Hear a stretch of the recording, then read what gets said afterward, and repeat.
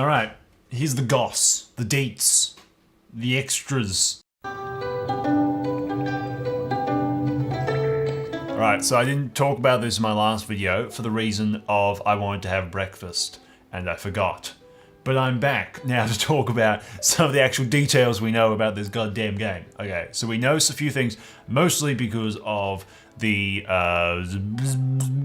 Steam. That's it. So the game's up on Steam for pre-order. I don't know if it's coming soon. Add to wish list type of thing.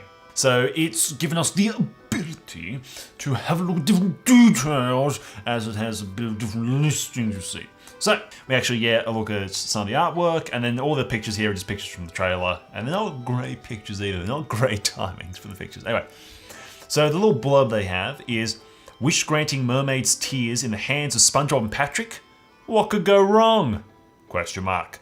Sure, the very fabric holding the universe together could come undone, opening portals into wild wish worlds. But that's nothing our favourite sponge can't handle, with the right cosmic costume.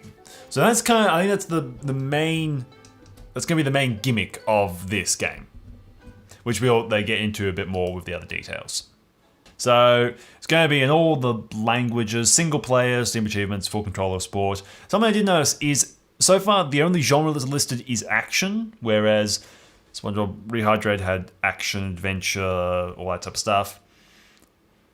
Weird, I don't know, probably just haven't had it yet, but something I noticed. So then we have the same text as the other one, but reworded a little bit. Wish-granting mermaid's tears in the hands of SpongeBob and Patrick? What could possibly go wrong? Now, will it be Mindy? Probably not. Anyway, it's not going to be Mindy. They're not going to get Scarlett Johansson back for that. Sure, the very fabric holding the very universe very together could come very undone, opening up portals into wish worlds full of knights, cowboys, pirates, and prehistoric snails. We're gonna see Gordon, the Viking. Let me guess. And your name is, that's right, Gordon. Pirates and prehistoric snails. But that's nothing. Everyone's favorite sponge that's nothing. Everyone's favorite sponge with the right cosmic costume. Everybody do the cosmic shake. Yeah.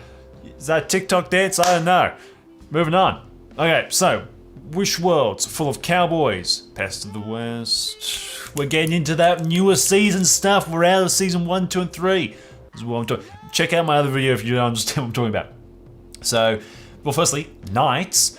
Bloody, it better be Dungeons and Dragons. I'm just saying. And cowboys, Pest of the West, pirates. That could go in a few different directions, but yeah. And prehistoric snails. I wonder what that could be linking to. So these are the key features. So these are the key kind of things that are going to be going on. So unlock classic and new platforming skills. So platforming, like the fish hook swing. Fish hooks. And karate kick. I'm not sure if we could kick before. I don't know. Wait, does karate kick mean it's Sandy? Because doesn't Sandy kick? I don't know. Don more than 30 fantastic costumes like Snail Bob and SpongeGar. So that's the kind of main thing. So my mind immediately goes to Dutchman's Revenge or whatever it's called. The disaster of a game. Like, yeah, there are more people who are very forgiving of it now, but it's not a fun game. But those are very limited costumes. There's like 5, something like that, 5 or 6, and they're very limited. This is feeling a little bit more like Mario Odyssey type of direction. Heaps of different costumes with, like, if you're looking at Snail Bob, that's not just a costume change. That's a movement change. That's a body size change. They'd be a hitbox change. Like, these are changes. SpongeGar is more just like the model change, but Snail Bob, like, if they're equivalent to Snail Bob, those are major changes. Does it change movement speed? Does it change attacks? Like, that's the really interesting thing. And 30 of them. That's where you're kind of in this direction of like, well, is it more like Mario Odyssey type of thing? I don't mean Mario Odyssey's like the costumes you wear in Mario Odyssey. I mean like the ability to switch to different things, like with Cappy. More of that type of direction. Is like, is it that much of a change, or is it more in line of you get one extra ability, which is throwing a bubble that goes afoot? Travel to 7 distinct wish worlds, like Wild West, Jellyfish Fields, and Halloween Rock Bottom. Yeah, so smaller than Bikini Bottom, but then again, new areas, and I feel like you could make them be bigger. I would personally much prefer to move into that Mario Odyssey type of thing where you don't just finish like a level. You have more free reign, and there's a lot more spatulas around. That was one issue with Mario Odyssey, was the fact that Mario Odyssey is sometimes getting the moons didn't really feel that special because there's just so many of them around.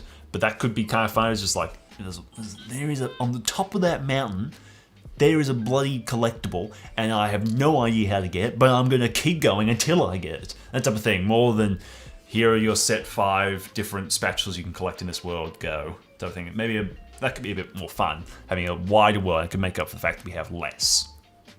Experience all the buddy movie banter with SpongeBob's permanent companion, Balloon Patrick. So this set a few people off the fact that most likely Patrick's not going to be playable. Most likely his first wish is going to be to become a balloon, and he's just going to follow SpongeBob around the rest of the game. I don't really mind. Patrick's levels weren't that fun. In Rehydrated, they were more fun because they ruined Sandy, so they were more fun. But, I mean, this isn't Balcony Bottom, it's something new, so I'm pretty fine with this. All buddy movie banter that concerns me because it's leaning towards the third movie, which is a bad movie. Meet all your favourite Bikini Bottomites from the series, voiced by their original actors. Clancy Brown. My boy, Clancy Brown. The man. The myth. The legend. Enjoy the in-game soundtrack featuring 101 songs from the series, including Sweet Victory. There's another thing that people kind of had issue with. Is it just going to be the 101 songs from the show playing? I don't believe it. I don't think that's the case. I think it's going to be, yet again, a Mario Odyssey thing where you unlock songs and you can play them on like a little radio thing whenever you want through the game. There is no way in my mind that they are going to get away with just having SpongeBob music. Like, you have to create something. You have to.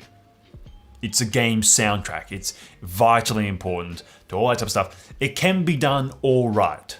Like in...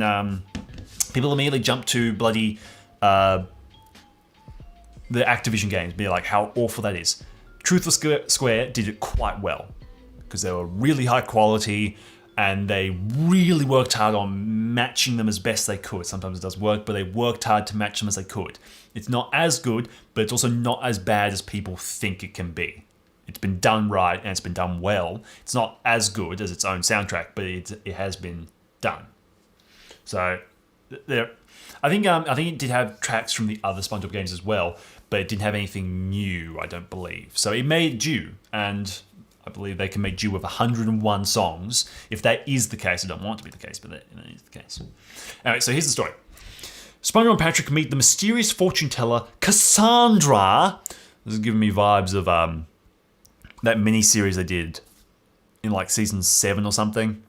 The Curse of Hex. I don't know. Who gives them a vial of mermaid tears. Copyright. Legend claims they grant the wishes of those who are pure of heart. Naturally, the two best buddies get overexcited in their flurry of wishes tears open the very fabric of space and time. Man, I can't read today. All while releasing cosmic jelly, copyright, onto Bikini Bottom and opening portals to strange worlds in the process. Now it's up to our heroes to rescue their friends who got lost in the Wish worlds and bring back Bikini Bottom's most iconic buildings. But Cassandra has her own devious plans. Is this going to be like Psychonauts? Where like each character is in this little world and they kind of like make it their own? And you're like going through a specific level because it's a Sandy themed level, there's lots of karate stuff. Don't know. Probably not. But it's pretty dope. I do like the sound of that. And the rest is just random system requirements that are mostly to be decided. You're gonna need at least 8 gigabytes of RAM, alright? You hear me? Anyway, there you go. That was just my super quick thoughts on some of the stuff. I'm sure there's more information out there, but I just wanted to touch on this stuff because this was kind of the main stuff, and I probably should have covered it in the other video, but I wanted to have breakfast. So, yes. Anyway. There you go. Let me know your thoughts so far on the game, the trailer, everything we've seen, this type of information. Let me know in the comments below, or I made a community post about it. I want to make a video documenting basically most people's thoughts. So let me know yours, your opinions. concerns, anything like that, be they positive, negative, whatever, let me know. Anyway, bye-bye.